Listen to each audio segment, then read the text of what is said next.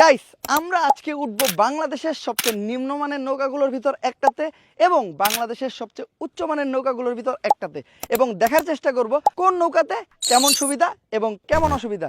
তো চলেন।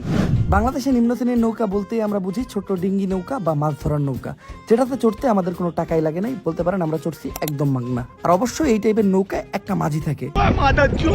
যেহেতু নৌকাটা আমরা একদম মাগনা পাইছিলাম, তো নৌকার কন্ডিশন তেমন একটা ভালো ছিল না। নৌকায় মানুষের ক্যাপাবিলিটি ছিল 4 জনের উইথ মাঝি, বাট 4 জন ওঠার পর একটা জিনিস রিয়েলাইজ করি যে এই নৌকা 4 জন নিয়ে সার্ভাইভ করতে পারবো না, তো একজনে আমরা পারেই রেখে যাই এবং তারপরেই আমাদের মাঝি আমাদের নৌকাটা চালাতে সক্ষম হয়।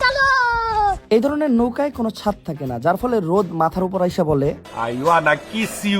নৌকাটা ছিল বেশ ভাঙাচোরা আর পুরানো, দেখে মনে হইতেছিল অনেকদিন কেউ এই নৌকাটা ব্যবহার করে নাই। অবশ্য নৌকায় বেশ কয়েক জায়গায় ভাঙাও ছিল, যেটা দিয়ে পানিও ঢুকতেছিল। একটু একটু করে পানি ঢুকতে ঢুকতে একটা সময় মোটামুটি পানির বন্যা বয়ে যায়। অবশ্য আমি নৌকায় ওঠার পর আমার পায়ের পাড়ায় মাচাঙের বেশ কয়েকটা অংশ ভাঙা যায়। নৌকালা দেখলে আমার খবর আছে। প্রকৃতি সুন্দর হওয়ার কারণে নৌকার রাইডটা অতটাও খারাপ লাগতেছিল না, পানির মাঝখান দিয়ে যাইতেছিলাম, ভালোই লাগতেছিল। নৌকার কোনো ইঞ্জিন ছিল না, যার জন্য নৌকার স্পিডও অনেক কম। একটা সময় মাঝির উপর ভরসা করে না থাইকা নৌকাটা আমরাও চালানো শুরু করলাম। মজার বিষয় হলো নৌকাতে কোনো বৈঠাও ছিল না। প্রায় অনেকক্ষণ নৌকা রাইড করার পর আমরা মোটামুটি ক্লান্ত, তো এমন একটা জায়গায় আসলাম যেটা হলো মৎস্য খামার, যে জায়গায় মাছ ধরা নিষেধ। কিন্তু পরে বুঝতে পারলাম এই জায়গায় মাছ ধরা নিষেধ থাকলেও পোলাপান এই জায়গায় মাছই ধরতেছিল। আর নৌকাটা এতই দুর্বল ছিল যে আশপাশ দিয়ে যদি কোনো বড় ট্রলার যাইতো তাইলে বেশ নাচানাচি শুরু করতো, লাইক ঝাঁকানাকা ঝাঁকানাকা ঝাঁকানাকা দেহ দোলানা। আর বিলের একটা প্রান্তে যে আমরা দেখলাম সেই টাইটানিক, যেটা বহু আগে ডুবে গেছিল কিন্তু রিসেন্টলি ভাইসা উঠছে। গরম এতই বেশি ছিল যে আমার পায়ের ঘাম মাথায় পড়তেছিল, তো মাঝির পাশাপাশি আমিও হাত মারতে শুরু করলাম।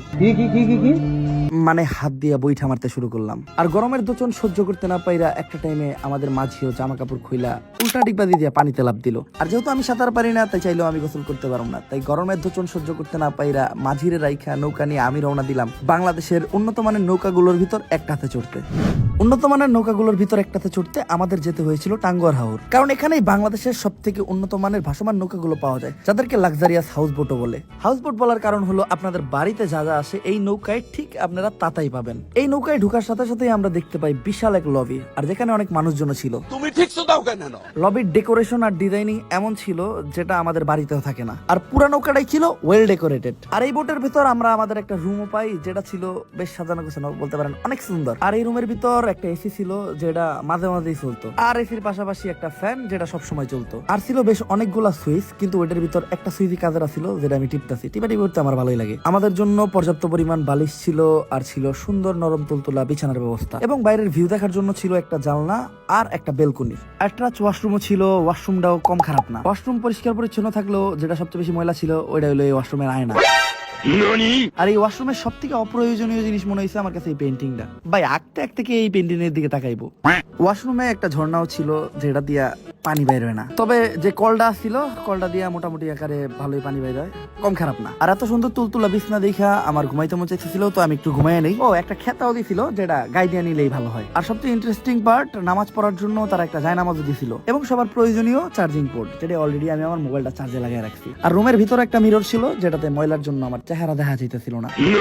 আর এই বোটে কিন্তু আমরা 5 বেলার খাবার পাবো আর বেশ কয়েকবারের নাস্তা, তো অলরেডি আমার নাস্তা চলে আসছে এবং বোটের খাবারের কোয়ালিটিও ভালো, বলতে পারেন সেই স্বাদ। আর এই হাউস বোট গুলার সব থেকে ইন্টারেস্টিং পার্ট হলো এই বোট গুলার ছাদ, আর ছাদে যাওয়ার জন্য যৌথ একটা সিঁড়িও ছিল। আর ছাদে অসংখ্য মানুষ যে যার মতো প্রকৃতি দেখে সময় কাটাইতেছে। আর এই বোটের মানুষের ক্যাপাসিটি আই থিঙ্ক 20 থেকে 22 জনের, এর বেশি হইতে পারে বা কম হইতে পারে, আমি ঠিক জানি না। আর বলতে পারেন পুরো বোটটাই ভরা ছিল ফ্যামিলি ফ্রেন্ডস, যে যার মতো যারা নিয়ে পারছে তারা নিয়ে আসছে। আর এই বোটের ছাদে আরাম করার জন্য বেঞ্চ সহ বেডের ব্যবস্থাও ছিল, কিন্তু কেন জানি এগুলাতে মানুষ জামা কাপড়ই নাড়ছে। জামা কাপড় পর্যন্ত তো ঠিকই ছিল, তাই বইলা এইটা কি জাঙ্গিয়া? এই নৌকাতে সেফটির ব্যবস্থাও ভালোই ছিল, মানে টিউব, টায়ার, লাইফ জ্যাকেট। কোনো দুর্ঘটনা ঘটলে আপনি এগুলা দিয়ে সেভ হইতে পারবেন। আর এই বোটের ছাদটাও আমাদের বাড়ির ছাদের মতো গাছপালা ফুল দ্বারা বাগানের মতো সাজানো, কিন্তু ভাই কেন জানি এই জায়গায় মানুষ জামা কাপড় শুকা দিছিল। আর এই বোটে ছিল একজন ক্যাপ্টেন, যিনি একদম ভাবসাব নিয়ে বোটটা চালাইতেছিল, দেখতে জোস লাগতেছিল। আর এটাতে একটা দোলনাও ছিল যেটাতে ঝুলতে খারাপ লাগতেছিল না, কিন্তু ভয় লাগতেছিল যে কোন জানি ছিঁড়ে পড়ে যায়। এছাড়াও এই বোটে প্রাকৃতিক পরিবেশের পাশাপাশি বিনোদনের জন্য ছিল গানের ব্যবস্থা।